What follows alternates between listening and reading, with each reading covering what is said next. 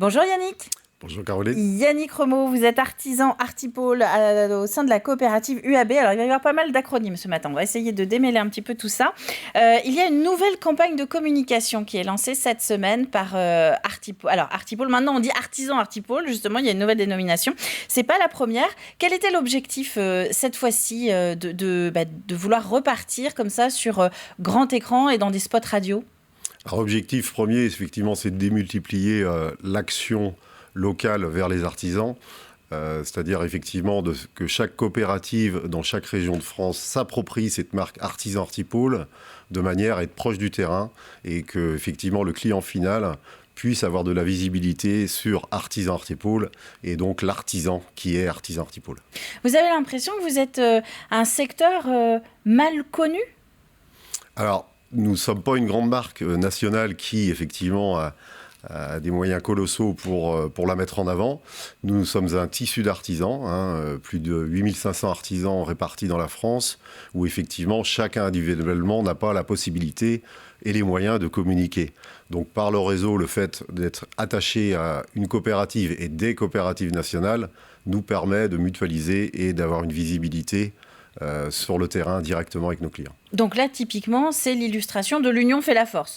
Exactement, c'est ça, tout à fait. On s'unit vraiment, on est des artisans, même en local, nous sommes effectivement parfois plusieurs par ville à être artisans Artipôle. Nous pourrions dire qu'effectivement nous sommes concurrents, mais nous ne sommes jamais concurrents. Un artisan Artipôle est là pour aider un autre artisan Artipôle. Vous êtes complémentaires. C'est pour se donner des coups de main aussi, peut-être, sur des besoins de main-d'œuvre ou de calendrier un petit peu trop chargé d'un côté. On essaie de passer une ou deux affaires à un voisin. Tout à fait. C'est souvent de l'échange de main-d'œuvre. Chaque coopérative. Enfin, certaines, en tout cas, ont un lien qui peut se créer entre artisans de manière à mettre des disponibilités de main-d'œuvre ou, à l'inverse, des recherches de main-d'œuvre. Et donc, ça arrive régulièrement, effectivement, ou par appel direct à son collègue, son voisin, de s'échanger de la main-d'œuvre pour répondre efficacement à nos marchés. Alors, en préparant l'entretien, j'ai cru comprendre à travers l'affiche, ou la campagne d'affichage, on va demander d'ailleurs à Antoine si tu peux nous redonner l'affiche de cette campagne, c'était d'humaniser un petit peu justement les artisans, de mettre vraiment un visage pour montrer que derrière Artisan Artipôle, ce sont des vrais gens, comme on dit. Tout à fait, c'est ça. C'est vraiment l'acteur et l'artisan. Donc, de cette campagne d'affichage et de spots cinéma, nous avons, pour l'occasion, pas fait à des professionnels, des comédiens, mais nous nous sommes mis au travail nous-mêmes en allant tourner en studio de manière vraiment à ce qu'il y ait une vraie entité qui ressorte de cette communication. Ce que vous êtes en train de nous dire, c'est que les gens qu'on voit sur l'affiche, et là on voit des photos aussi des coulisses de la prise de vue, ce sont des artisans de notre territoire. Tout à fait. Voilà, divers et variés dans les métiers qu'on connaît de l'artisanat. On passe par le maçon, le chauffagiste, le plombier, l'électricien, le menuisier, l'agenceur, le charpentier. Et voilà, nous nous réunissons ensemble, effectivement, tout ce collectif, de manière à faire passer le bon message. C'est facile de caster des gens pour une campagne de communication ? C'est pas si simple. C'est vrai que de notre côté artisan, c'est pas ce qu'on sait faire. Nous, c'est le terrain, c'est nos gars, c'est nos clients. Mais je dirais que de s'y prêter, c'est assez sympa parce que ça permet de sortir un peu de notre environnement, de prendre de la hauteur et de travailler pour le réseau. Et vous avez pu y participer vous-même ? Oui, personnellement, et j'en suis très content parce que c'est des expériences et deux, vraiment, ça permet de mettre l'artisan au cœur de la communication. Alors, comment il va cet artisan, justement ? Parce qu'on en a pas mal parlé, notamment l'année dernière. On se souvient, en post-Covid, on parlait de carnet de commandes plein et donc des délais qui s'allongeaient. En parallèle de ça, un problème de main-d'œuvre. Enfin, c'est difficile de trouver, il y a du boulot, mais il n'y a pas forcément les candidats en face. Aujourd'hui, début 2023, comment ça va dans votre secteur ? Alors, effectivement, nous avons connu, suite effectivement à cette pandémie que tout le monde connaît, donc des difficultés d'approvisionnement, des changements de tarifs importants sur des périodes courtes. Donc, il a fallu gérer tout ça.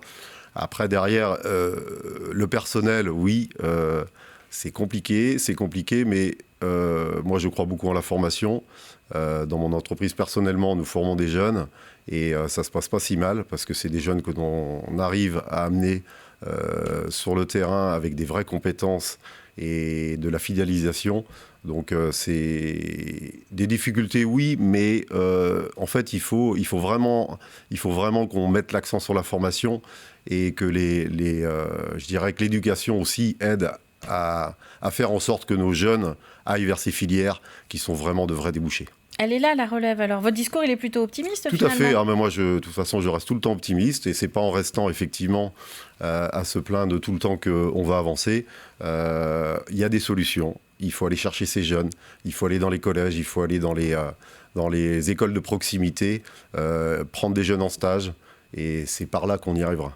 Le coût des énergies aussi, c'est ce qui marque depuis quelques mois maintenant un peu votre secteur. On a beaucoup parlé des boulangers. À votre place, on a reçu également un boulanger de Maizet, de mémoire, qui faisait partie de ces mouvements pour dénoncer un petit peu la hausse des coûts. De votre côté, dans votre secteur, comment ça se passe ?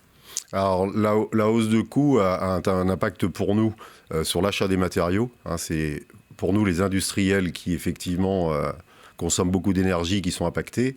Donc, ce qui fait qu'effectivement, le coût énergie a augmenté énormément certains produits du bâtiment, dont ceux qui sont équipés de fours, notamment le verre, la tuile, les briques plâtrières, ainsi de suite. Là, c'était vraiment impacté au niveau du coût final pour nous.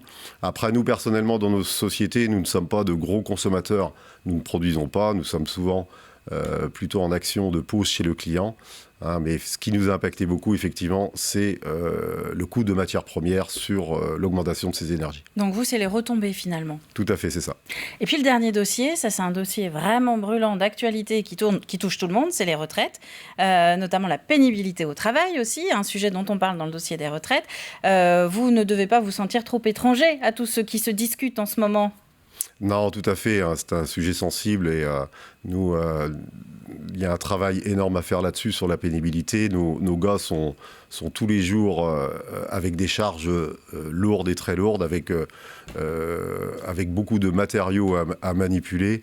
Et on s'aperçoit qu'un gars du bâtiment qui a commencé à 15 ans, à 55 ans, ça commence à être compliqué. Donc il y a vraiment des actions à faire, mais pas seulement de dire ils doivent arrêter plus tôt, mais au fil de leur carrière, trouver des solutions pour gagner en pénibilité. Parce que de toute façon, on remue de plus en plus de matériaux, des matériaux lourds, et ça ne sera pas se dire il faut arrêter plus tôt, il faut trouver des solutions durant leur carrière, d'évolution ou de moyens de manutention pour qu'ils puissent arriver à l'âge de la retraite à peu près en forme. Et sereinement. Merci Yannick Remeau d'être venu sur le plateau de la matinale. On le rappelle, donc vous allez sans doute voir cette campagne d'artisans Artipôle qui va arriver sur les écrans, mais également des spots radio, j'ai cru comprendre, et dans la presse écrite. Merci à vous d'être venu.